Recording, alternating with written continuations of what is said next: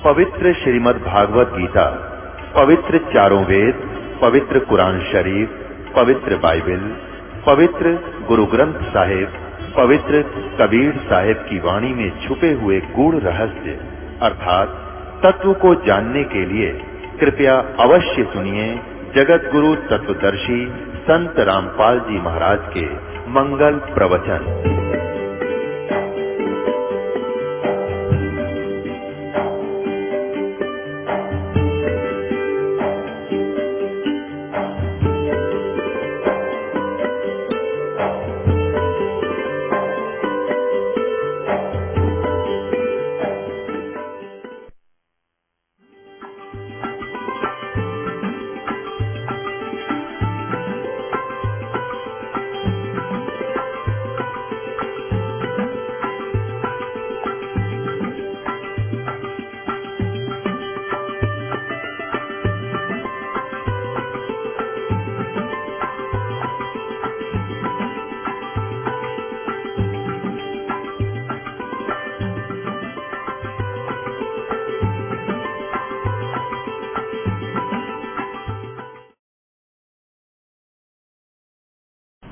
अपनात्मा आदरणीय गरीबदास साहिब जी आंखों देखा मालिक के उस ज्ञान योग को, जैसे तुलसीदास जी ने लाखों वर्ष पहले घटी रामायण को अपने शब्दों में, अपनी चौपाइयों में, वाणी में दोबारा चित्रार्थ कर दिया और 100 की जो सत्य है वह, तो ये दिव्य दृष्टि होती है। जैसे वेद व्यास जी ने 18 पुराण और 4 वेद और श्रीमद् भगवत गीता, श्रीमद् भगवत गीता बोली गई थी युद्ध के दौरान और लिखी उसने बाद में, और एक एक वर्ड ज्यों का तो लिख दिया, क्योंकि शब्द का नाश नहीं होता, ये न्यू के न्यू रहते हैं। जैसे एक यूट्यूब सिस्टम आप देख रहे हो, वो चाहे 1000 आदमी उसका कनेक्शन ले लें यूट्यूब का, तो सब देख सकते हैं उसमें, जिसका वो कनेक्शन ठीक हो। तो इसी प्रकार एक दिव्य दृष्टि होती है जो तुलसीदास के पास थी, लेकिन उसकी रेंज कम थी, और गरीबदास जी को जो दिव्य दृष्टि मिली है उसकी रेंज की क्षमता बहुत ज्यादा, बहुत अक्षमता थी, जिस कारण से गरीबदास साहिब जी ने भी बताया है और परमात्मा ने उसको अपनी सारी कथा बताई दी थी। तो गरीबदास जी भी कहते हैं, अन ब्यावर को दूहत है कुमारी को, और दूध दिया तत्काल, और पीवे बालक ब्रह्म गति तासी भय निहाल। अब यहाँ वेद बता रहे हैं कि जब वो परमात्मा शिशु रूप धारण करके आता है, उसकी परवरिश की लीला और कुंवारी गाय से होती है। और परमात्मा की लीला में 600 वर्ष पहले लिखा हुआ है कि परमात्मा कबीर जब आए थे और उन्होंने 25 दिन कुछ खाया पिया नहीं, तब एक कुंवारी गाय दूध से उसकी परवरिश की लीला हुई थी। Who is God? Kabir is God.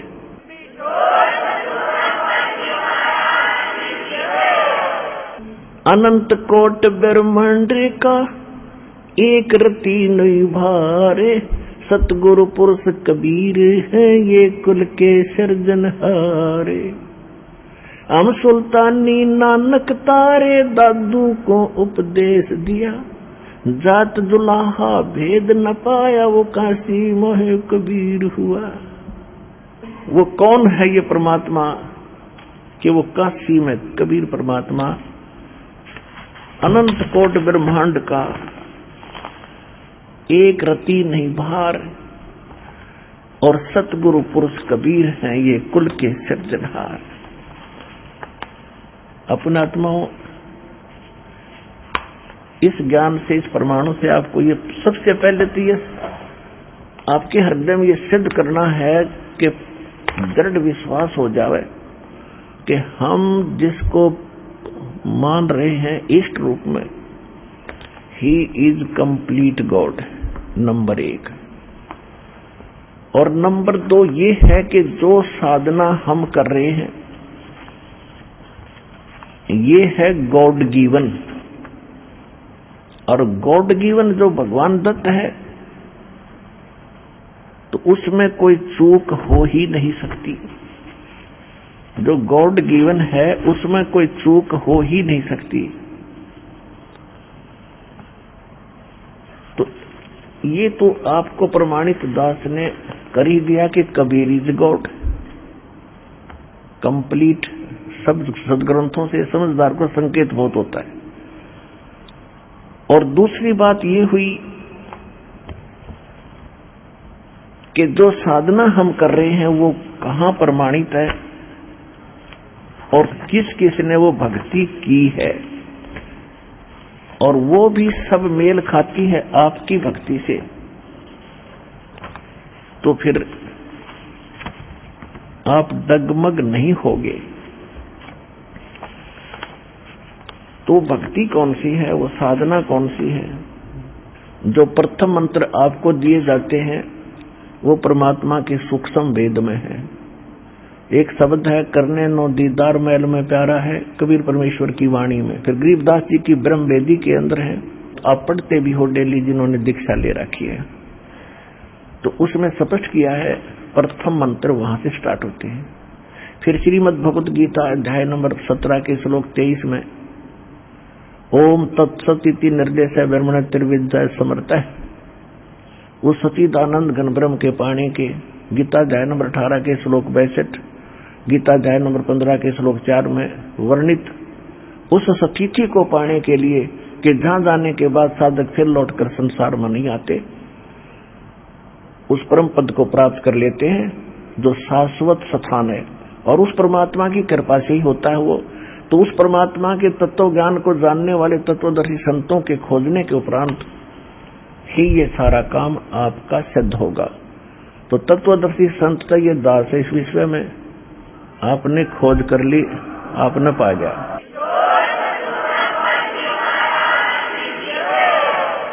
सहज में आपको उपलब्ध है। और फिर प्रमाण आपको इतने दे दूंगा कि कितना मन को गुंजाइश नहीं रहेगी अटपट करने की। चाहे यहाँ के 3 लोग के भगवान आकर आपसे डिस्कस कर लियो, वो हार कह जाएंगे आपसे इस ज्ञान के अंदर। अब 3 पुरुष है, सरपुरुष, अक्षर पुरुष और परम अक्षर पुरुष, आपको बता ही दिया। सरपुरुष ये ब्रह्म है, इसका ओम मंत्र है। हम इसके लोक में फंसे हैं, कैद हैं। गीता अध्याय नंबर 18 के श्लोक 66 में ये खुद कहता है कि सर्वधर्मान परित्यज माम एकम शरणम व्रज, मेरे सत्र के सब साधना को मुझे दे दे, मैं उसकी कमाई मुझे छोड़ दे। क्योंकि हम पहले ओम नाम का जाप की कमाई करके यज्ञ आदि करके हम महास्वर्ग चले जाते थे ब्रह्मलोक में। ब्रह्मलोक को महास्वर्ग भी कहते हैं। और वहां हजारों युगों तक ठाठ अपने पुण्य खर्च करके पूंजी नाश करके वापस आ जाते थे। यू तो टैक्स और लेता वहां पर हमारे से चार्जी देश के नारे, इसलिए गुजारा चला रहा अपने 21 ब्रह्मांड के ढमढमे के। तो कंगाल है सतलोक के सामने, परमात्मा के सामने। तो ओम नाम का जाप, और ये आपसे 500 यज्ञ कराई जाती है, हम इसको दे दें क्योंकि हम इसके ऋणी हो गए, तो हम आगे इनको खर्चेंगे नहीं, इसको दे देंगे संभाल, हमें फ्री कर। और ये खुद कहता है सर्वधर्मान परित्यज माम, मेरे सत्र की सभी धार्मिक अनुष्ठानों की जो पूजाएं हैं मुझे दे दे, जो धन है। एकम शरणम व्रज, उसकी शरण में जा जिसके बराबर कोई नहीं है, अद्वितीय सर्वशक्तिमान भगवान की शरण में जा, फिर मैं तुझे सब पापों से मुक्त कर दूंगा। तो ओम तत्सत में 3 मंत्र हैं। ओम तो क्लियर है, तत् और सत ये सांकेतिक कोड वर्ड है। ये सत परमात्मा कहते सो हम शब्द हम जग में लाए, सार शब्द हमने गुप्त छिपाए। अब गरीबदास जी ने भी कहा था भक्ति मुक्ति ले उतरे ये मिटन तीनों ताप। और ऋग्वेद मंडल नंबर 9 सूक्त 94 मंत्र 1 में, ऋग्वेद मंडल नंबर 9 सूक्त 95 मंत्र 2 में ये स्पष्ट किया है कि वो परमात्मा जब सशरीर आता है और यहाँ कवियों की तरह आचरण करता है और अपनी वाणी के द्वारा बोल बोल के विद्वानों की तृप्ति करता है, उनको सच्चा ज्ञान देता है, और वो भक्ति के मोक्ष मार्ग के उन एक विशेष मंत्रों का आविष्कार करता है। और ये भगवान खुद कहते हैं सोहम शब्द हम जग में लाए और सार शब्द हमने गुप्त छिपाए। सार शब्द की तो छीट भी ना लगन दी दाता ने। ये सोम शब्द तो परमात्मा ने शंकर जी को दिया था, इनका शेष बने थे ये। हम बैरागी ब्रह्म पद और सन्यासी महादेव और सोहम मंत्र हमने दिया शिव जी को, वो करे हमारी सेव। किसी वेद में नहीं है सोहम मंत्र, ना किसी गीता ना किसी पुराण के अंदर। वेद और गीता ये आदि ग्रंथ है, पुराण किसी ऋषियों में ऋषियों के सुने सुनाई ग्रंथ है। तो कहने का भाव ये है कि सोहम मंत्र किसी में जाप का नहीं था, भगवान खुद लाए हैं। तो ओम और ये तत्व मिलकर ये दो मंत्र का एक सतनाम बनता है। उसके बाद फिर सारनाम होता है। एक प्रथम मंत्र आपको दिया गया, फिर सतनाम दिया जाता है, इसको 3 बार में कंप्लीटली आपको दिया जाता है, तब इसकी सफलता आपको प्राप्त होती है। और ये मंत्र किस किस को प्राप्त हुआ और किस किस ने इसका जाप किया, 2 मोक्ष प्राप्त हुए। आदरणीय नानक साहिब जी को परमात्मा मिले थे बेई नदी पे, जब वो स्नान करने गए थे जिंदा महात्मा के रूप में। वहां से उनको अंतर्धान करके सतलोक ले गए थे और उनको फिर वापस छोड़ा था। 3 दिन रखे थे ऊपर, और इस प्यारी आत्मा से कह दिया था कि अभी इस मंत्र को डिस्क्लोज ना करना, नहीं तो नकली काल पंथ चलाओगा, इनका हाथ लग गया तो हम भिन्नता कैसे बताएंगे। तो ये दृढ़ भगत थे जो कह दिया भगवान ने फाइनल। पूरे सिख समाज को मालिक ने, नानक साहिब जी ने सतनाम की छींट भी नहीं लागने दी, क्योंकि ये नकली जो पंथ राधा स्वामी का चला है, जिसने आज भारत को घेर रखा है, ये गुरु ग्रंथ साहिब से पढ़ कर शिवजाल जी नटपट से उतरी थी।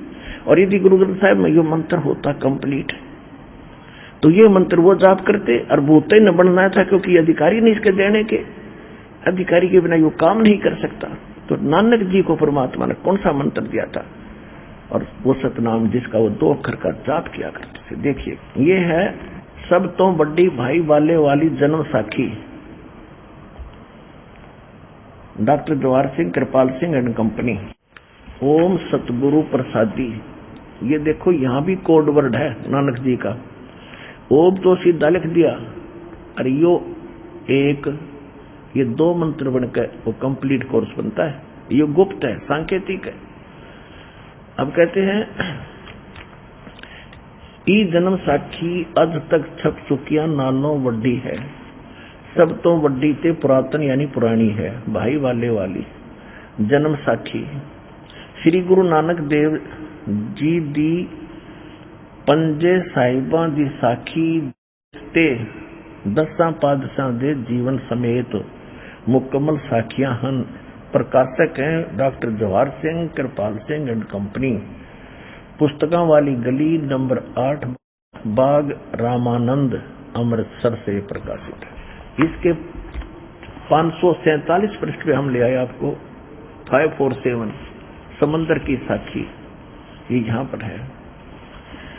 बाला सिंधु जी बोले, ताते है गुरु अंगद जी जद गुरु नानक जी अजीते पासों विद्या होए, ता मर्दाने किहा सच्चे पातशाह जी असा समंदर ता देखिया, पर लंका ना देखी जिथे रामचंद्र जी चढ़ाई कीती है। ता गुरु नानक जी किहा, चलो भाई बाला ते मर्दाना, तो सानू रंज नहीं करना, आंखें मिटो, ता आंखें मीट के खोलिया, ता समंदर दे कंडे यानी किनारे जाई खड़े होए, ते आखन लगे बाला ते मर्दाना, मेरे पीछे पीछे चले आओ, और मुखों वाहिगुरु वाहिगुरु कहिंदे आओ, ते आगे आगे गुरु जी तुर पे, जैसे धरती ऊपर तुरदे सन, उसे तरह समंदर ऊपर तुर पे, जा चले जावन, ते पीछे बाला ते मर्दाना जावन। ता मर्दान ने विचार कीती कि गुरु नानक देव जी ओम सोहम जपदे जांदे हन। ता मर्दाना भी ओम सोहम लगा जपण, लगा गोते खावन। ता गुरु नानक जी देखण, ता मर्दाना गोते खांदा है। ता गुरु जी कहा कि मर्दाना गुरु जी करने वाल नहीं देखना, गुरु दे वचना पर चलना चाहिए। तू मर्दाने ओही आख जो असा आखिया है। ता मर्दाना फेर लगा वाहिगुरु वाहिगुरु कहन, ता फिर जल ऊपर उसी तरह तुरन लग गया। अब ये तो आपको दिखाई पंजाबी में, अब पंजाबी आपको आती नहीं, इसलिए हिंदी और दिखा देता हूँ, कोई शंका ना रह जा, क्योंकि इन संस्कृत के बोलड़ियां ने हमें कुछ दिखाया तो था नहीं, और वो अपनी अटपट मारा करते थे। तो आपको हिंदी और दिखा देता हूँ, कति कंसेप्ट क्लियर करना पड़ेगा, किसी कोने में ना रह जाए कोई शंका। भाई बाले वाली गुरु नानक देव जी की जन्म साखी। भाई चतर सिंह जीवन सिंह अमृतसर, ये वही है। भाई वाले वाली जन्म साखी पंथ साहिब से 10 पातशाह दा जीवन संपूर्ण साखियां सहित दर्ज है। प्रकाशक यही है भाई चतर सिंह जीवन सिंह अमृतसर, ये वही है। नो के नो 12वां संस्करण 2006 में भाई चतर सिंह जीवन सिंह बाजार माई सेवा अमृतसर एंड फोक्स, ये है जीवन प्रिंटर्स अमृतसर, यहाँ से मुद्रित है।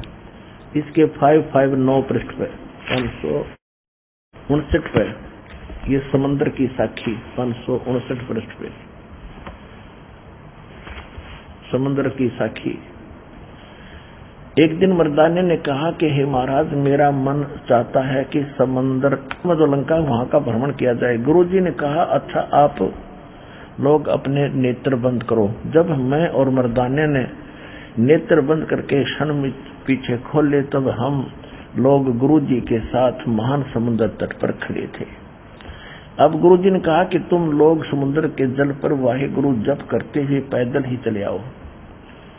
हे गुरु अंगद देव जी, हम लोग गुरुजी के पीछे पीछे उसी तरह जा रहे थे जैसे सूखी पृथ्वी पर चला जाता है, और आगे आगे गुरुजी ओम सोहम का जप करते चले जा रहे थे। तब मर्दाने ने सोचा कि हम भी ओम सोहम का जाप क्यों न करें। अब मर्दाना भी ओम सोहम की रट लगाने लगा, बस वह लगा गोते खाने। गुरुजी ने पीछे देखा तो हंसकर कहने लगे कि मर्दाने, शिष्य का धर्म है कि वह गुरुजी की बताए मार्ग पर चले, इसलिए तू वाहे गुरु ही जप, तेरा इसी में कल्याण है। जब मर्दाने ने वाहे गुरु नाम की रट लगाई तब फिर पूर्व प्रकार पानी पर चलने लगा। अब इससे क्या सिद्ध हुआ कि नानक जी कौन सा सतनाम 2 अक्षर का जाप किया करते थे जिनसे उनका कल्याण हुआ, और पूरे सिख समाज को इससे वंचित क्यों रखा, क्योंकि मालूम था कि आने वाले समय में काल अपने दूतों से इन नामों को चुरा कर और यही नाम आगे पंथ में चला कर भ्रमित कर देता, और इस नाम के बिना मोक्ष नहीं से कितना सिर पर टिकलो कोई। और फिर इसके बाद सारना में उसकी तो छींट भी नहीं लगा रखी कि ना नानक साहब ने ना किसी अन्य ने, परमात्मा ने इस दास पर दया करी सारनाम की।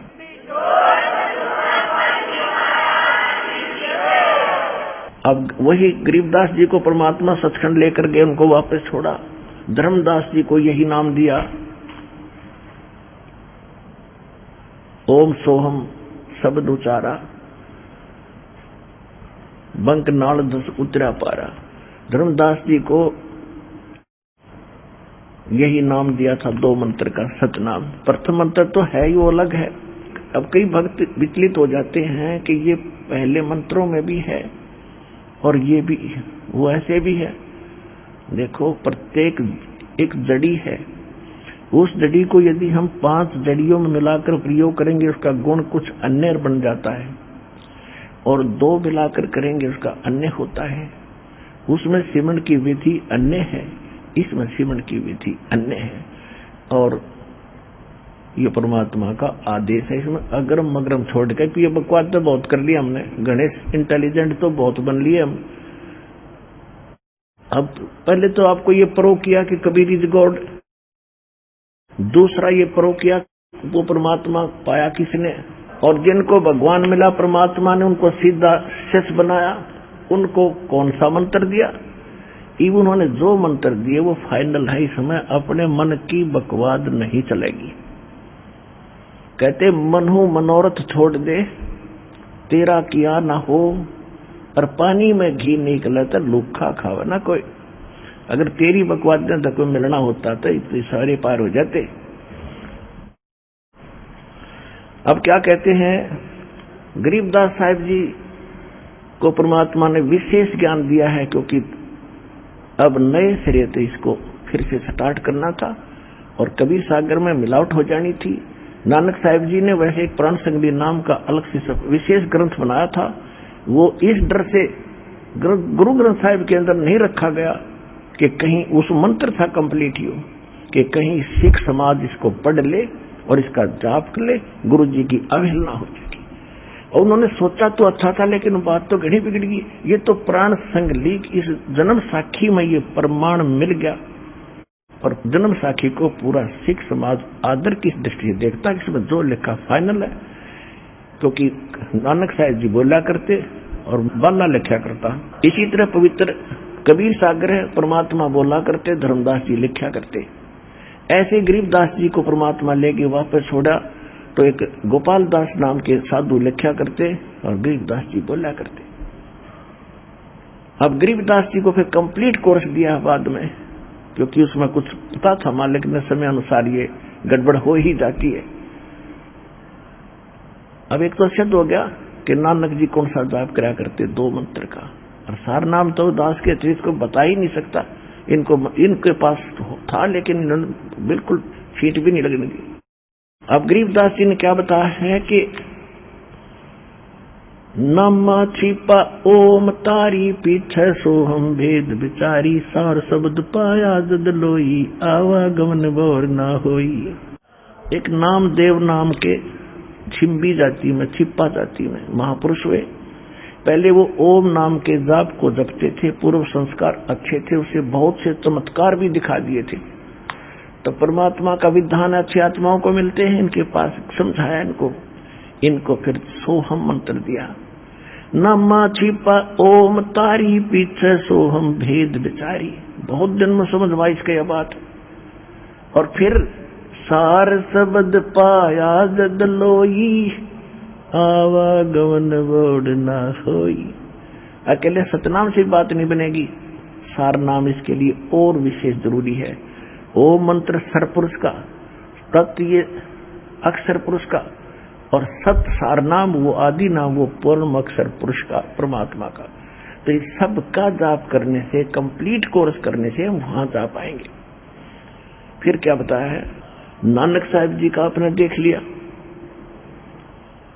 नामदेव का गरीबदास जी बता रहे हैं, और गरीबदास जी क्या बता रहे हैं, हम सुल्तानी नानक तारे दादू को उपदेश दिया, जात दुलाहा भेद न पाया वो कौसी मोहे कबीर हुआ।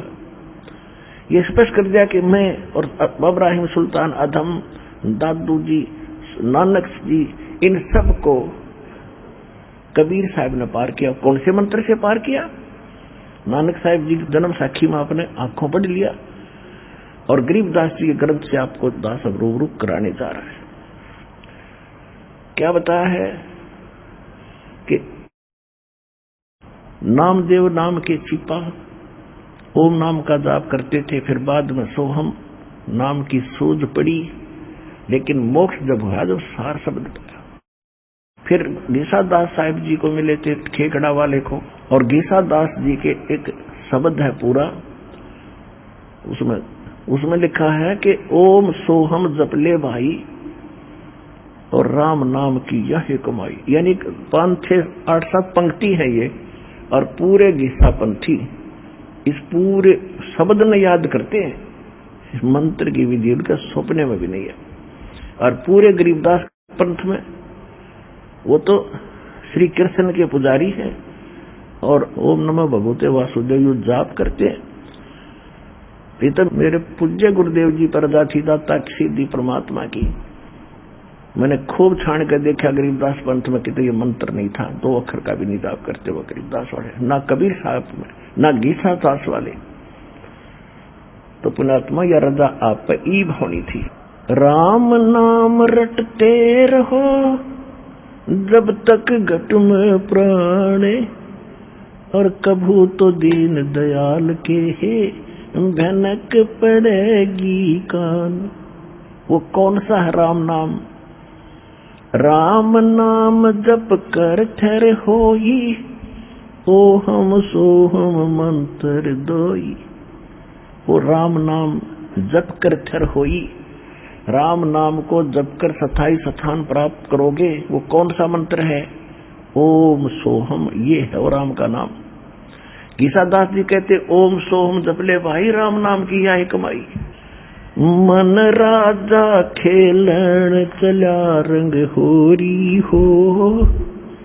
अब जैसे ये होली, ये त्योहार, अब देखो जब तक हम इस परमात्मा के ज्ञान से परिचित नहीं थे कि हालत थी हमारी इस दिन, और कहाँ पड़े होते, उसका गोबर मारे, उसका लठ मारे, उसका किधर धक्के खाने, लाल बांदर के से मुंह बना के सारा दिन धक्के खावे।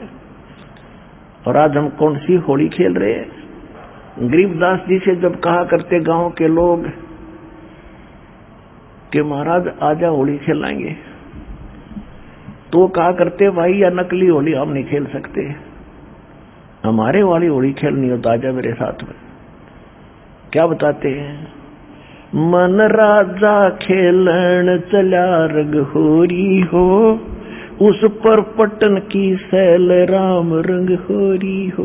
पर पटन माने परलोक सतलोक की सैल, और पावन टके पपील के रंग होरी हो, ये पंडित लादे बैल राम रंग होरी हो। कहते जो भक्ति का मार्ग है इन तुम्हारे ग्रंथों में नहीं है। पंडित लोग पहले बैलों के ऊपर सारे सदग्रंथ धरके और चला करते एक दूसरे से शास्त्रार्थ करने के लिए, जैसे गधे के बोरे पे में डाल लिया करे, ऐसे बैल के ऊपर बोरा डालकर थैला उसमें ग्रंथ रखा करते। तो क्या बताते हैं, पावन टके पपील के रंग होरी हो, ये पंडित लादे बैल राम रंग होरी हो। जहां वहां महल कबीर का रंग होरी हो, भाई राई ना ठहराव राम रंग होरी हो। पानी पवन न संतर रंग होरी हो, चंद सूर ना जाव राम रंग होरी हो। चार वेद पंडित पढ़ा रंग होरी हो, वो 52 अक्षर लेख राम रंग होरी हो। अब क्या बताते हैं, चार वेद पंडित पढ़ा रंग होरी हो, ये तो 52 अक्षर लेख राम रंग होरी हो। वो अक्षर या मां नहीं रंग रो, वो अक्षर या मैं नहीं रंग होरी हो, वो रहस्य सके शीश राम रंग होरी हो। कहते जिस मोक्ष मंत्र से मोक्ष होगा तुम्हारे इन ग्रंथों में नहीं है, जो बैलों को लादे फिर रहे हो। और वेद खुद कहते हैं परमात्मा मोक्ष मार्ग को स्वयं डिस्क्लोज करता है, आविष्कृत करता है, उसकी खोज कर लाकर देता है। गरीबदास जी कहते हैं भक्ति मुक्ति ले उतरे वो मिटन तीनों ताप, और मोमन के मुसलमान के डेरा लिया हुआ उसको कहे कबीरा बाप। अब क्या बताते हैं गरीबदास जी, कह रहे हैं उन पंडितों को, कहते कागज कलम कलेश है रंग होरी हो, इसमें शाही का नहीं काम राम रंग होरी हो। देह माहे विदेही है रंग होरी हो, बिन ही रसना नाम राम रंग होरी हो।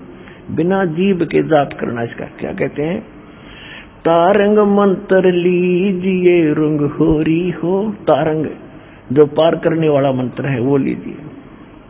तारंग मंत्र लीजिए रंग होरी हो, ओ हम सो हम नाद राम रंग होरी हो।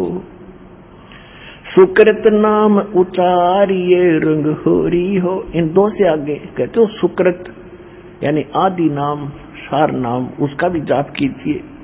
ये लीला अगम अगाध राम रंग होरी हो, ओ हम सो हम मध्य है रंग होरी हो, वो सुख मंत्र पावे राम रंग होरी हो। कितने कोड वर्ड है, बालक समझ का इसमें।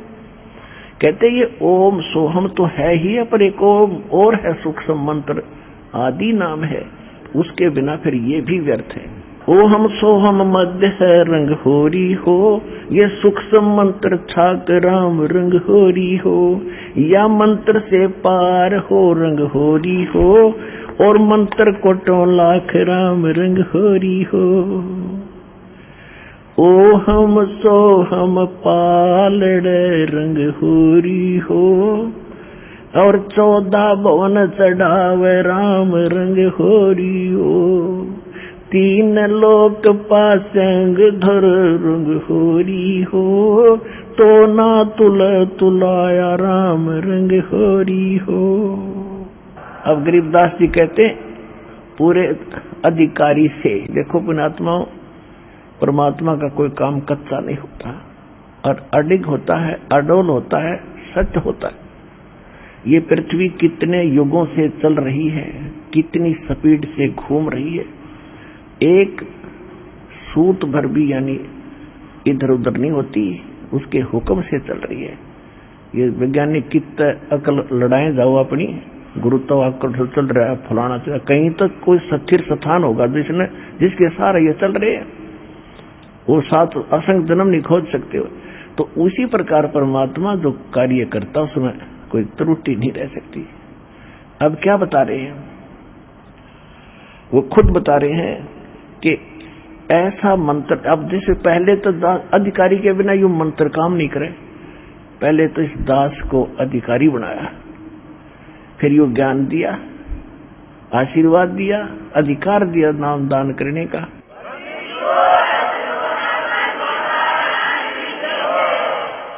और अब इसके जाप से हम पार होंगे। मालिक को पता था ये कितनी भक्ति कर सकते हैं, इनके 24 घंटे कितना झंझट इनके जीव को जड़ रखा काल ने, 24 घंटे टेंशन रहती है।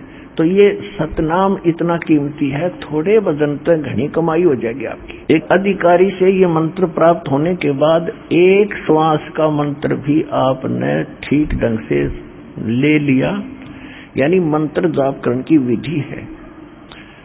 जो सतनाम आपको दिया जाए, प्रथम मंत्र तो अलग है, वो तो करना ही है, बता ही रखा, इसकी ज्यादा कीमत है और ये हमें आगे ले जाएगा। वो मंत्र हमें यहाँ से सुख भी देगा, यहाँ से छुटवाएगा।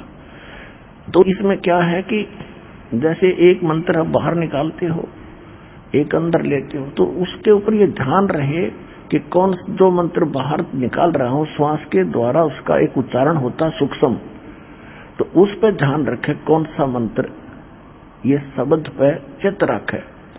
शब्द गुरु चित चेला रे, इस चित को मन को उस जो अंदर से एक सूक्ष्म आवाज सी आती है उस मंत्र की जो तुम बाहर छोड़ रहे उस पर चित रखे। श्वास से ले ही रहे हैं, अंदर ले जब दूसरे पे उस पे भी कहे कि मैं क्या ले रहा हूं अंदर, तो ये बन गया एक मंत्र। बाहर छोड़ा, अंदर लिया, बस एक कंप्लीट एक बन गया। तो इसकी कितनी कीमत है इस तरह ध्यान से लिए जाने की।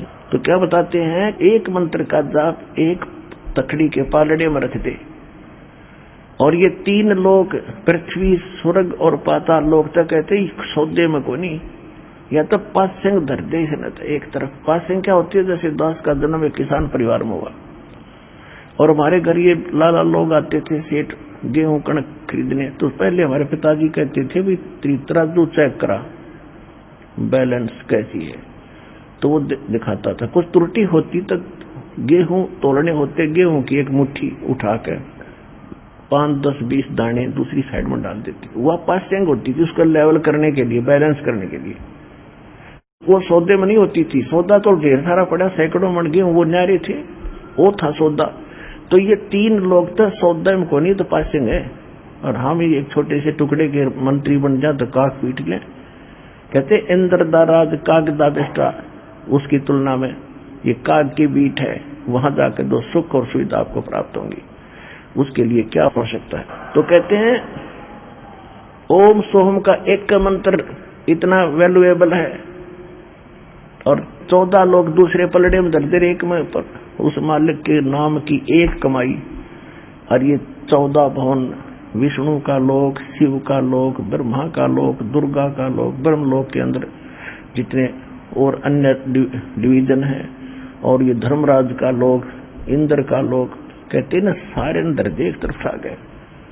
और तो ना तुले तुलाया राम रंग हरी हो, ऐसे मोक्ष होगा। मान बढ़ाई जमपुर जाई होय रो दासन दासा, गरीब दास पद अर्थ अनाहद, ओम सोहम जप श्वासा। श्वास उश्वास में नाम जपो, व्यर्था सांस मत खो, ना जाने इस सांस को हो आवण हो कि न हो। ऐसा है भगवान, और ऐसे होगा इसका समाधान। बोलो सतगुरुदेव।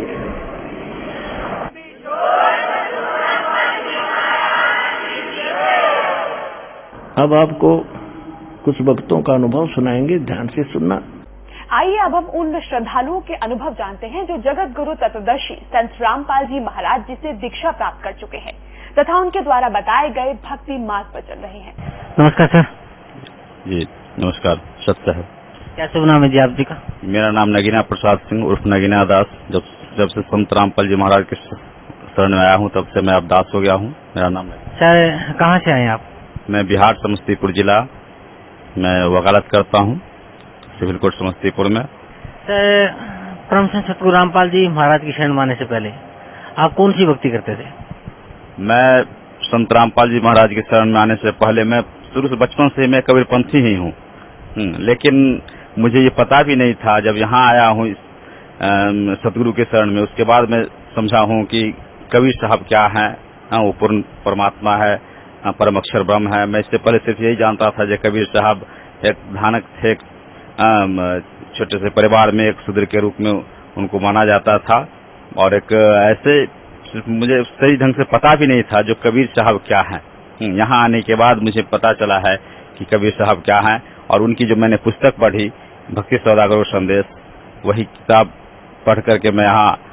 सर आप बचपन से ही अपने आप को कबीरपंथी बता रहे हैं, तो किस संत से आप जुड़े हुए थे? कहाँ से आपने नाम उपदेश ले रखा था? मैं सीतामढ़ी के एक सहदेव दास हैं, हमारे पूर्व गुरु थे। तो वही मैं बहुत बचपन में था, क्या मंत्र दिए वो भी मुझे सही ढंग से याद नहीं है। सिर्फ आते थे, एक भंडारा होता था, घूम घूम करके कभी वहाँ भंडारा खाना है, खिलाना है, बस यही मोटा मोटी समझते थे। बाकी क्या ये होता है, भक्ति क्या होती है, सही साधना क्या होता है, ये सब का कुछ ज्ञान सही ढंग से हम लोग को नहीं था। सर परम संत सतगुरु रामपाल जी महाराज की शरण आपको कैसे प्राप्त हुई? जी वही जो मैंने पुस्तक पढ़ा, और यहाँ आने का मेरा सबसे बड़ा ये हुआ कि मेरी एक भतीजी थी, भतीजी अभी है, उसका नाम है पुष्पा रानी नाम है, लगभग 12 साल की अभी है। उसको 2009 से इस तरह का बीमारी, और उसकी माँ, दोनों को इस तरह का बीमारी पकड़ा। उसकी माँ को 3 बार ऑपरेशन हुआ पटना पीएमसीएच, जो पीएमसीएच के हेड ऑफ द डिपार्टमेंट है सर्जरी विभाग के, उन्होंने भी उसका ऑपरेशन किया। उससे पहले 2 बार ऑपरेशन हो चुका था, कहीं कोई बीमारी का ठौर ठिकाना नहीं लगता था। इसके बाद झाड़ फूक करने वाले बहुत से तांत्रिक आए हमारे यहाँ, मैंने जो जहाँ कहता था वहाँ लेकर के मैं उसको जाता था, दोनों माँ बेटी को। अंत में फिर भूत प्रेत का चक्कर होने लगा, बहुत झाड़ फूक होने लगा, कहीं से कुछ नहीं। तो मैंने वही पुस्तक पढ़ा था, मैं किताब ले गया था, वही कोर्ट में मैंने किताब खरीदा था 10 रुपया में, भक्ति सौदागर संदेश, और उसको मैं तो थोड़ा कम भी पढ़ा। मेरा छोटा भाई है जिसकी बेटी और पत्नी के बारे में बतला रहा हूँ, वही उसको ज्यादा पढ़ा करता था, और वही बतला कि ऐसे ऐसे स्टेटमेंट उसमें देखते हैं, जो ऐसे ऐसे मैंने एम्स से जो रिफ्यूज है, अपोलो से रिफ्यूज है, ऐसे ऐसे जो किसी भी तरह का भूत प्रेत का चक्कर कहीं से नहीं ठीक हो रहा है, वहां जाने के बाद वहां नाम लेना है और ठीक हो जाना है। तो ये सब बात सुन करके हम लोग को लगा जब कहीं कोई उपाय नहीं है। और हमारे ससुर जी थे और हमारी पत्नी, और वो जो जिसका ऑपरेशन हुआ है मेरे भाई की छोटी पत्नी, वो सब जय गुरुदेव पंथ से जुड़े हुए थे मथुरा। हम तो बचपन से कबीरपंथी थे, लेकिन लोग जय गुरुदेव पंथ से जुड़े हुए थे लगभग 8-9 साल पहले से। और वही हमारे ससुर जी का कहना था कि और कहीं से नहीं ठीक होगा तो अंत में तो जय गुरुदेव के यहाँ जाने के बाद ठीक हो ही जाना है, वो तो परम संत है। हालांकि हम लोग बीच में कहते थे कि इस तरह से हम लोग, क्योंकि साथ में ही हम किताब लिए थे और उस समय से उस किताब को बड़ा अध्ययन करते थे हम दोनों भाई, तो हम लोग कहते थे नहीं भाई परम संत तो वही है। और सतगुरु क्या मतलब, जब उसमें पढ़ते थे तो हम लोग को उसमें पहली बार हम लोग जाने कि कबीर साहब ही परम अक्षर ब्रह्म है, और सबसे ऊपर। तो आश्चर्य भी लगा कि सब लोग ब्रह्मा विष्णु महेश को कहते हैं, ये वो, तो ब्रह्मा विष्णु महेश से ऊपर का तो ज्ञान ही नहीं हम लोग के पास था। पहली बार पढ़ा कि ब्रह्म और पर ब्रह्म और परम अक्षर ब्रह्म, ये सब के बारे में तो पहली बार उस किताब में जाना। और उसके बाद तब कहे कि तो क्या हुआ, जब हमारे ससुर साहब दोनों माँ बेटी को लेकर के अंत में जब कहीं से कोई चारा नहीं लगा, कोई रास्ता नहीं बचा, तो मथुरा में लेकर के आए। और जब वहाँ 15 दिन वहाँ रहे, 15 दिन में जब उनको कोई उपाय नहीं हुआ, वहाँ क्या होता था, जो जैसे माथे पर आशीर्वाद देना है, कुछ करना है तो 500 रुपया लेकर के जाओ तो आशीर्वाद मिलेगा, इस तरह का। तो वहीं से उन्होंने फिर कहा कि अब तो कोई रास्ता लग नहीं रहा, हम कहे एक बार आप ट्राई करके देख लीजिए। हमने किताब में पढ़ा है जिस तरह का स्टेटमेंट, जो विश्वसनीय नहीं लगता इस तरह का स्टेटमेंट, जो आप एक बार वहीं से वहीं उधर से ही लेकर के आप जाइए, यहाँ हरियाणा जाइए। यहाँ का हम लोग को पूरा पता भी नहीं था, तो हमने एक उसी किताब में एक स्टेटमेंट है, एक राम कुमार मास्टर साहब हैं, कोई हेड मास्टर है दिल्ली के, रिटायर्ड हेड मास्टर, उन्हीं का मैंने फोन पकड़ाया, उनसे पूछा कि ऐसे से आपका स्टेटमेंट हमने देखा है किताब में, क्या वो सही है या कुछ बढ़ा चढ़ा करके दिया गया है, क्या है? तो उन्होंने बताया कि नहीं, एकदम उस परमात्मा की शरण में आप चले जाइए, एकदम यहाँ से जिंद के लिए गाड़ी पकड़िए, जिंद से वहाँ उनकी गाड़ी आती है, आप एकदम चले जाइए, चुपचाप चले जाइए, और जो भी हो, प्रेत बाधा हो, बीमारी हो, किसी भी प्रकार का कोई बात होगा तो वहाँ आप चले जाइए और एकदम वहाँ ठीक होना ही है।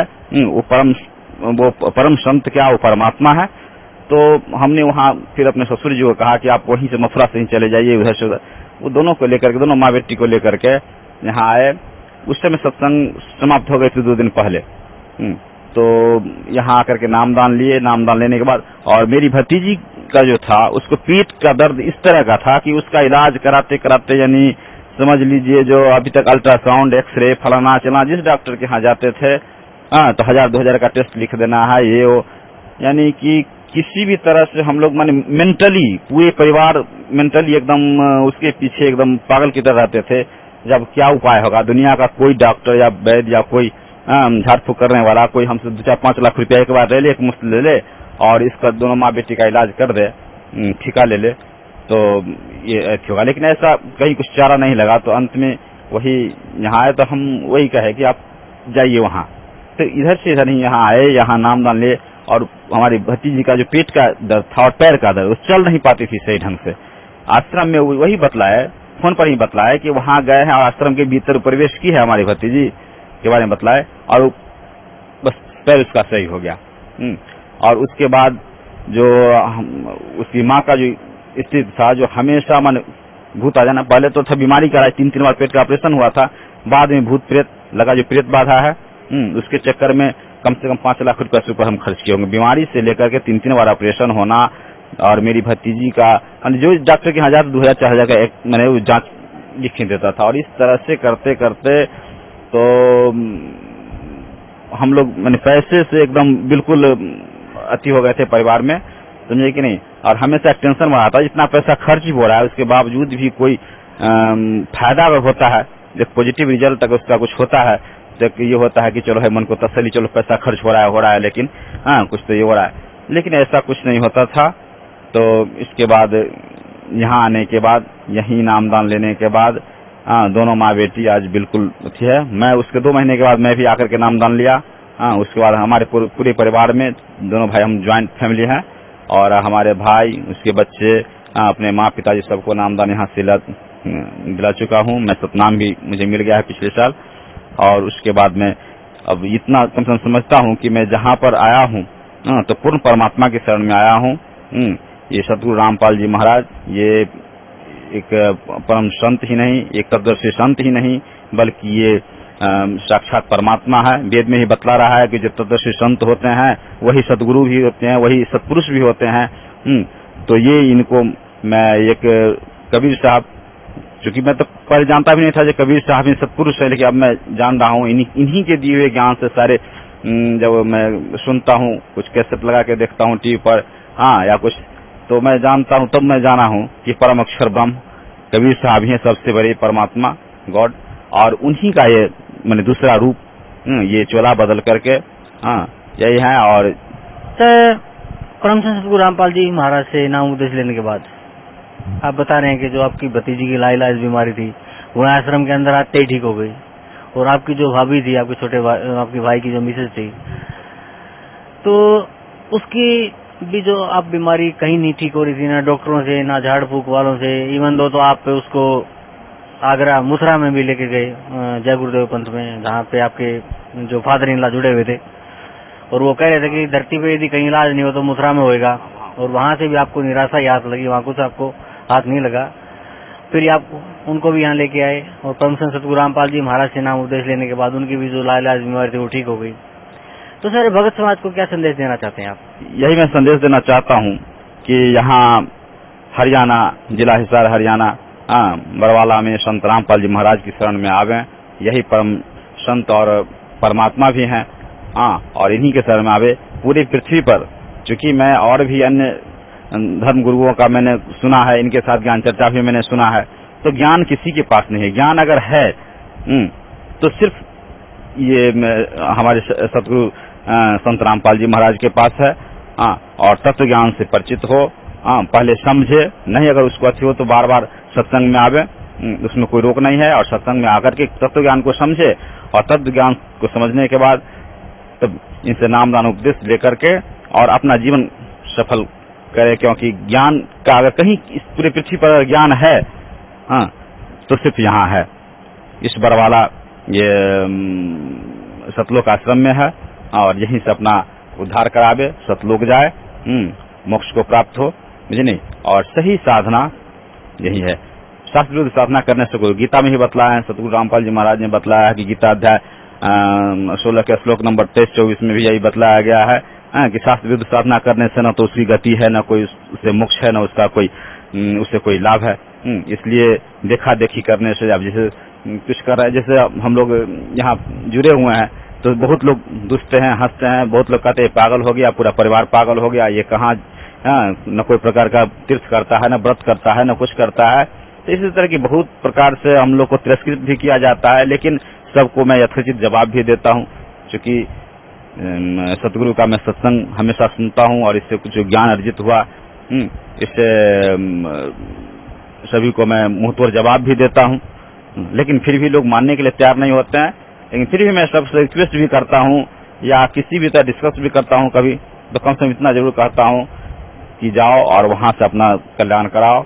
क्योंकि तत्वदर्शी संत आए हुए हैं पृथ्वी पर और तत्वदर्शी संत हैं, वही परमात्मा है।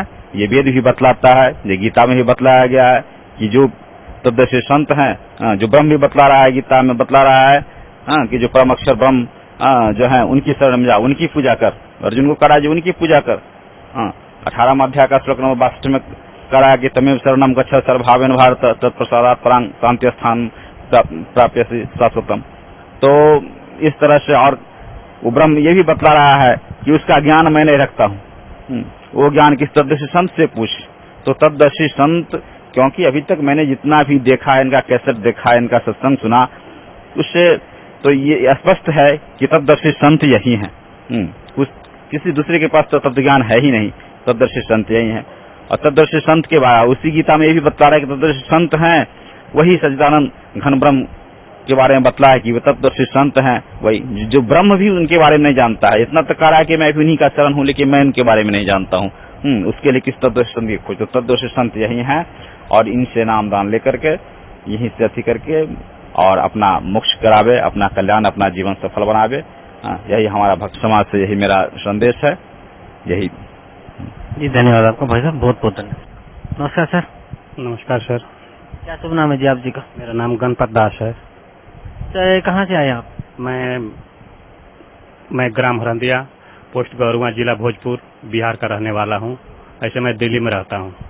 सर परम संत सतगुरु रामपाल जी महाराज की शरण में आने से पहले आप कौन सी भक्ति करते थे? मैं श्री रामचंद्र जी के बारे में बहुत सारा पढ़ रहा था और शोध भी कर रहा था, और 12वां विष्णु महेश का भी मैं पूजा कर रहा था। और विशेष करके मैं शंकर भगवान को बहुत जलोल चढ़ाया करता था। हमेशा सावन के महीने में सोमवार उमार, जितने मंगल व्रत वगैरह, जितने हनुमान जी के भी शनिवार के दिन और मंगलवार के दिन मैं हमेशा 15 बरस की उम्र से मैं करना स्टार्ट कर दिया था। और मैं श्री रामचंद्र जी के धनुषधारी के मैं भक्ति करता था। तो सर जो ये भक्ति आप करते थे इन देवी देवताओं की, ब्रह्मा विष्णु महेश की, शिव जी की, इस भक्ति से आपको क्या लाभ मिलता था? इस भक्ति से हमको कुछ लाभ नहीं हुआ और ऐसे केवल बस कथा कहानी सुनते थे, पढ़ते थे, लेकिन मेरा दिल नहीं मानता था कि ये इसमें कुछ मेरे भक्त मन नहीं लगता था। मेरे को दिल नहीं मानता था कि ये इष्ट लोग हैं, ब्रह्मा विष्णु महेश, मैं नहीं मानता कि ये इष्ट लोग हैं और इनके भक्ति से मुझे कुछ लाभ नहीं हो रहा था। तो फिर आप परम संत सतगुरु रामपाल जी महाराज की शरण में कैसे आए? मेरा भाई एक फौज में है। वे पहले शिरडी के साईं बाबा के भक्त थे, फिर पुट्टपर्ती के साईं सतसाई के भक्ति करते थे। फिर उसने बताया 2011 में कि भैया एक हरियाणा में बरवाला में सतगुरु रामपाल जी महाराज हैं, वो तत्वदर्शी संत है, वे परम संत हैं, और उन्हीं के बारे में बताया। फिर मार्च में 2012 में मेरे को टेलीफोन करके बोला कि भैया आप रोज साधना चैनल देखो, आप तो सब गीता शास्त्र, सब मैं वेद शास्त्र वगैरह मैं पढ़ते रहता था, बहुत सारा किताब वगैरह, मेरे काफी रुचि था अध्यात्म में, मैं बहुत स्पिरिचुअल स्टडी करता था, मैं बहुत बुक वगैरह पढ़ता था। लेकिन जिस दिन मैंने टीवी ऑन करके देखा साधना चैनल, उसमें रामपाल जी महाराज, तत्वदर्शी रामपाल जी महाराज को जब मैं पढ़ा, उनका ज्ञान सुना, उसके बाद कापी किताब ले करके मैं बैठ गया और समूचा गीता का श्लोक को लिखने लगा। उसमें जितने भी श्लोक बोले थे गुरुजी, उसके जितने भी अर्थ कर रहे थे, वो 100% सत्य था। और मैं देख करके सुन करके मैं बड़ा चकित हुआ कि इस तरह के अभी जगत में कोई भी तत्वदर्शी संत नहीं है, और इस तरह के गीता जी का कोई भी हिंदी अनुवाद करने वाला कोई नहीं है, और जितने भी कर रहे हैं सरल ढंग से कर रहे हैं, और उसमें जितने भी ज्ञान था एकदम सत्य था। और गीता जी में खोल खोल करके, मैं तो बहुत बार गीता पढ़ा था, लेकिन मेरे को समझ नहीं आता तो उसमें कि ब्रह्म क्या है, परम ब्रह्म क्या है, पूर्ण ब्रह्म क्या है, अव्यक्त भाव क्या है, उसमें ये सब बहुत सारे ऐसे कठिन कठिन शब्द लेकिन समझ में नहीं आ रहा था। लेकिन जब से रामपाल जी महाराज गुरु जी हमारे जब उसमें ये कहे कि नहीं, इसमें श्री कृष्ण जी के शरीर में प्रवेश होकर के इसमें ब्रह्म काल बोल रहा है, जिसे गीता अध्याय 8 के 13 मंत्र में वो खुद बोले हैं कि ये जो ओम अक्षर है ये ब्रह्म का मंत्र है, और ये पढ़ने, ये जाप करने से परम गति होती है, मतलब कि स्वर्ग लोक मिलता है। फिर 16 अध्याय में, गीता अध्याय 8 के 16 में भी लिखा हुआ है कि ब्रह्म लोक तो पुनरावृत्ति में है, कि गए हुए प्राणी भी उस संसार में फिर लौट करके आते हैं। तो मैं गुरु जी के शरण में आया, मैं पूरे गीता जी के सब श्लोक को मैंने छांट छांट के मैं उनका सब अध्ययन किया, तो मुझे एकदम बिल्कुल सत्य साबित हुआ। और मैं गुरु जी को मार्च 2012 से मैंने पूरा स्टडी उनका बात सुनने लगा, सब सत्संग में सुनने लगा, भाग करके बैंक से आकर के, और मैं रोज टीवी देखता था कि उसमें सब मैं लिखता था। मेरे को इतना अंडरस्टैंडिंग है कि जितने भी इस देश के जितने भी साधु महात्मा, जितने भी संत हैं, मैं उनका प्रवचन करीब करीब सुन रखा था, लेकिन मेरा दिल नहीं मानता था, मेरी आत्मा नहीं मानती थी कि ये लोग बोलते हैं। जितने भी लोग बोलते हैं तो मेरे को ये समझ में आता कि नहीं, ये सब झूठ बोल रहे हैं, इनके पास कोई सच्चा ज्ञान नहीं है।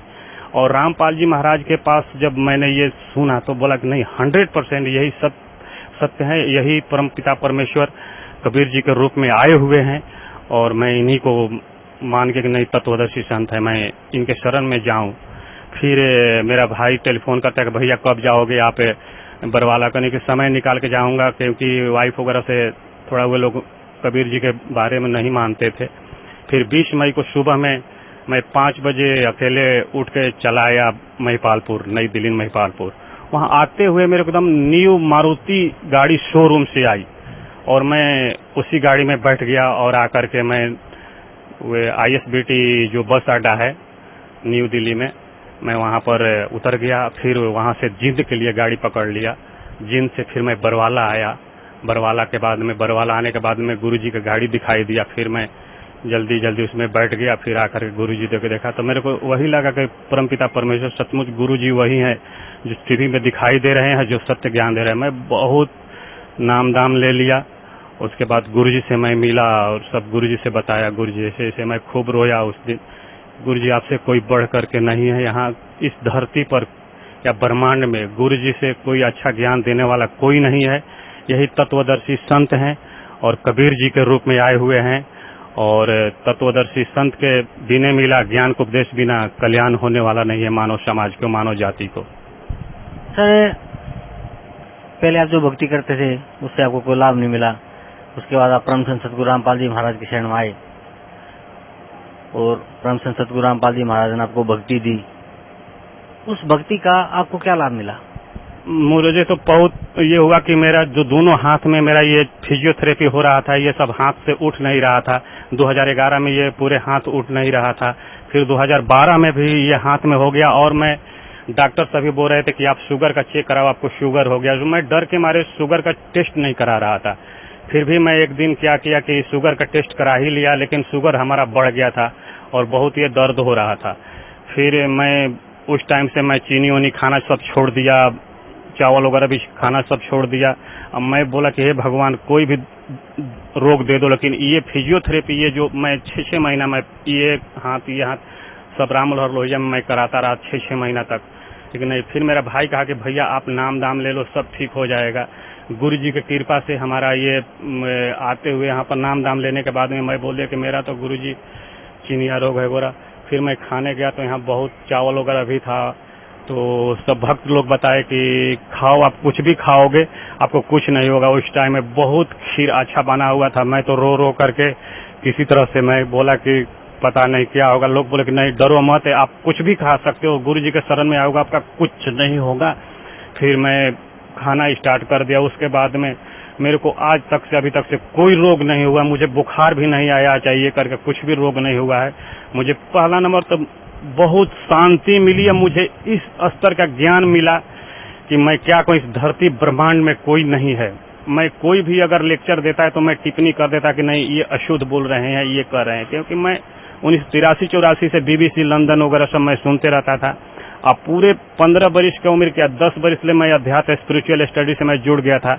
श्री रामचंद्र जी के बारे में ये करना, फिर श्री रामचंद्र जी के गायत्री मंत्र, सूर्य भगवान के गायत्री मंत्र, शंकर भगवान को ओम नमः शिवाय, हमेशा शुभ सोमवार को मंगलवार को मैं क्या बताऊं, लेकिन मेरे को कोई लाभ नहीं होता।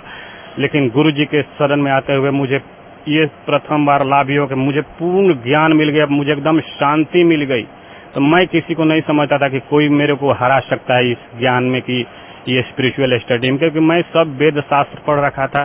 सत्संग भी मैं कर रहा था 1990 से, जब मैं 17 साल का था, तो उसमें वे लोग केवल राम कथा पढ़ाते थे। मैं बोला था बाबा से कि आप राम कथा सब ये होता है, ये सत्संग थोड़े है, सत्संग में तो सत कथा होनी चाहिए उसमें परमपिता परमेश्वर की। लेकिन वो बोले कि नहीं यही सत्संग है। एक दिन की बात है कि 2000 की बात है कि मैं कबीर भवन एक है महिपालपुर में, वहां से मैं गुजर रहा था। कबीर बाणी को मैं शुरू से 4थे क्लास 5वां क्लास ले पढ़ रहा था। फिर ग्रेजुएशन करते हुए मैं सोचा कि कबीर साहब इतने बढ़िया बाणी बोलते हैं, लोग उनको धानक कहते हैं, तो मुझे बड़ा दुख होता था कि कबीर साहब को धानक, मेरे तो बड़ा गुस्सा आती थी कि ये कितना पवित्र ज्ञान है, कितना अच्छा बाणी बोल रहे हैं। फिर मेरे को महिपालपुर में पता नहीं गुरु जी मिले या कौन मिला, उसने बोला कि गुरु गोरखनाथ जी तो त्रिशूल पर अपने बैठ गए थे ज्ञान के लिए। वहां पर कबीर साहब ने ऐसे करके अपना धागा ऊपर फेंका और 64 फीट पर बैठ गए। मैं उसी दिन से मैं जब ये ज्ञान सुना या गुरु जी के पता नहीं आकाशवाणी हुई किया, मुझे ज्ञान मिला। उसी दिन से दिल में मान लिया कि परमपिता परमेश्वर अगर कोई है, अगर इष्ट देव है तो कबीर जी हैं। और मैं कबीर जी के ज्ञान के लिए भटकते रहा। लेकिन ये संजोग ही है कि मेरा भाई ने बता दिया और मेरे साथ जो पहले हाथ वगैरह फिजियोथेरेपी हुआ, मैं टीवी के माध्यम से सब देख करके मुझे आत्मा में शांति के कबीर से हम गया। आज मैं पूरे एकदम दिल में एकदम शांति है, पवित्रता एकदम शांति है कि ना मैं कबीर जी के शरण में हूँ। और मेरी वाइफ वगैरह भी सब, बच्चे वच्चे भी सब नाम ले लिए हैं, भाई भी नाम ले लिया है। और घर में बड़ा विरोध हो रहा था, और फिर भी मैं कहा कि नहीं, परमपिता परमेश्वर हैं तो कबीर जी हैं और तत्वदर्शी संत श्री रामपाल जी आए हुए हैं, और बिना सतगुरु के कोई पार नहीं हो सकता है। जो मंत्र है ना, जो गीता अध्याय 17 के 13 में बताएगा, ओम तत् सत्य, ओम तो खुला हुआ है, तत् और सत्य सांकेतिक है जो लिखा हुआ है। हम गुरु बाणी भी पढ़ते थे, गुरु नानक जी के सब, मैं कहाँ नहीं गया, मंदिर मस्जिद ग्वारे शंकर भगवान के जितने भी मंदिर हैं, दिल्ली से लेकर के पूरे बिहार के जितने भी बड़े, मैं जगन्नाथपुरी में 8 दिन रहा हूँ, वहाँ भी मैंने वहाँ गाय के घी चढ़ाया वगैरह करके, लेकिन उतना नहीं था। लेकिन मैं बड़ा रोता था, लेकिन शांति कहीं नहीं मिलती। ज्ञान नाम की चीज कहीं नहीं था, जो कि बरवाला आश्रम में है। यहाँ पर जो गुरु जी पढ़ा रहे हैं, वेद दिखा रहे हैं, गीता जी पढ़ा रहे हैं, इतने स्पष्ट और सरल ढंग से हिंदी में अनुवाद कर देते हैं कि क्या कोई करेगा। उतना तो कोई विद्वान भी नहीं कर सकता, ये परमपिता परमेश्वर ही कर सकते हैं और दूसरा कोई नहीं कर सकता है।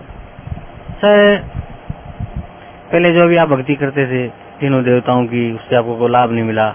फिर आपको परम संत सतगुरु रामपाल जी महाराज की शरण प्राप्त हुई, उन्होंने आपको नाम उपदेश दिया। तो पहला तो आप बता रहे हैं कि आपको जो मन की शांति मिली, फिर आपको परमात्मा प्राप्ति का वो मार्ग मिला, आपको पता चला कि इष्ट देव कबीर जी ही हैं।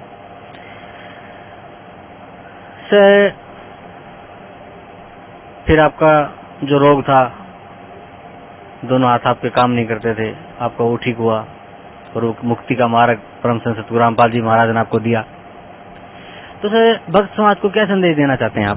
भक्त समाज को यही संदेश देना होगा कि जितना जल्दी से जल्दी हो सके, ये समय जो है नष्ट हो रहा है, आप जितना से जितना भी जल्दी हो सके सतगुरु रामपाल महाराज से आकर के नाम दीक्षा लीजिए। बरवाला आश्रम जो हिसार में है, हिसार के नजदीक में है, हरियाणा में, और अपना कल्याण कराइए। दूसरे को सुनने से नहीं है, आप खुलेआम देख रहे हैं कि वेद में सब लिखा हुआ है कि परम पिता परमेश्वर कबीर हैं, कबीर मनीषी हैं। यजुर्वेद अध्याय 40 के मंत्र नंबर 8 में लिखा हुआ है, यजुर्वेद अध्याय 5 के 32 मंत्र में स्पष्ट लिखा हो। तो बंदी छोड़वाई है, सब ऋग्वेद मंडल में, सब में जो गीता जी में लिखा हुआ है, इतने जितने भी ये वेद को और अनुवाद किए हैं ये स्वामी दयानंद सरस्वती, ये सब कबीर देव को सर्वज्ञ कहते हैं। बताइए कोई गाय को भैंस कह सकता है? नहीं कह सकता है ना। लेकिन ये सब झूठी हैं, इनको मान बढ़ाई है, सब नकली, सब ये ब्राह्मण लोग ये सब देश को बर्बाद कर दिए, भूत पूजा पुजवा के सबको नष्ट कर दिए समाज में। ये बड़ा मेरे को बुरा लगता है। मैं समाज से कहूंगा कि जितना जल्दी हो सके, जितना से जल्दी हो सके श्री रामपाल जी महाराज के पास शरण में आइए और अपना नाम दाम लेकर के कल्याण करवाइए।